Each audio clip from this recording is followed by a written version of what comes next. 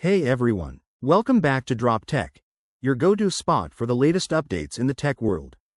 Today, we've got some exciting new details about Samsung's upcoming Galaxy S25 FE.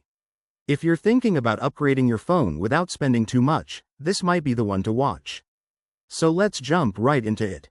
Let's start with the colors. The Galaxy S25 FE is expected to arrive in 4 shades: navy, icy blue, jet black, and white. These might seem basic at first glance, but compared to the S24 phase colors, which included blue, graphite, gray, mint, and yellow, this is actually a big shift. Samsung has dropped all of last year's color options and replaced them with a completely fresh palette. Icy blue is carried over from the regular Galaxy S25, while jet black takes inspiration from the Galaxy S25 Ultra, though this version won't have the Ultra's premium titanium frame. Now, if you liked last year's mint or yellow, you might be a bit disappointed. But don't give up hope just yet, there's a chance this list isn't final. Samsung could still surprise us with more color choices closer to launch. A leaked blurry image shows the white model, and I've gotta say, it looks clean and classic. Moving on to storage and memory, it looks like Samsung will offer the Galaxy S25 FE in just 2 configurations. One with 128GB of storage and 8GB of RAM, and another with 256GB storage and 8GB of RAM. And that's it, no 512GB version, no 12GB RAM option either.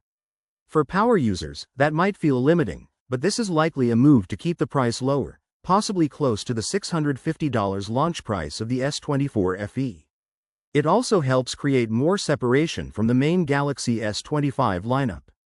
Now, if we compare it to the upcoming Pixel 9a, the S25 FE might be priced a bit higher. But stack it up against something like the Pixel 10 or other high-end flagships, and you're still getting a pretty solid deal. Let's talk performance, and here's where things might feel a bit too familiar. The Galaxy S25 FE is expected to run on the same Exynos 2200 chip that powered the S24 FE. So, if you were hoping for a performance boost, this might be a letdown. But it seems like Samsung is focusing more on refining the design and user experience this time around.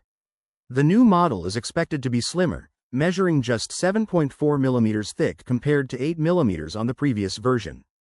It's a small change, but it could make the phone feel noticeably sleeker and more comfortable in your hand. The battery is also getting a modest bump, up to 4,900 mAh from 4,700 mAh. It's not a massive increase, but when paired with faster 45W charging, you'll probably notice the difference in day-to-day use. The front camera is getting a nice little upgrade too. It's expected to move up to 12 megapixels. That should give you sharper selfies and better quality on video calls. On the back, though, things are staying mostly the same. We're likely to see the same triple camera setup, a 50 megapixels main shooter, an 8 megapixels telephoto lens, and a 12 megapixels ultrawide.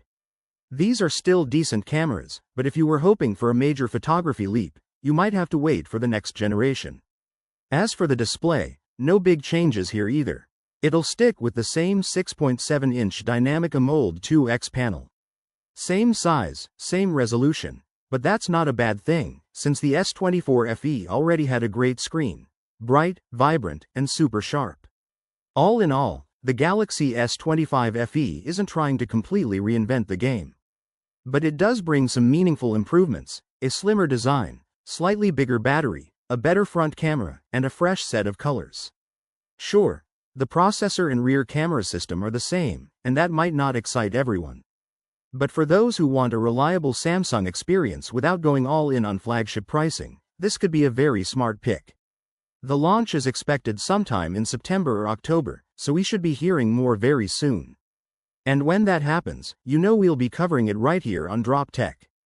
If you found this video helpful, go ahead and drop a like, and don't forget to subscribe for more updates on all things tech. Got any thoughts or questions about the Galaxy S25 FE? Let me know in the comments. I'd love to hear what you think. Thanks for watching, and I'll catch you in the next one.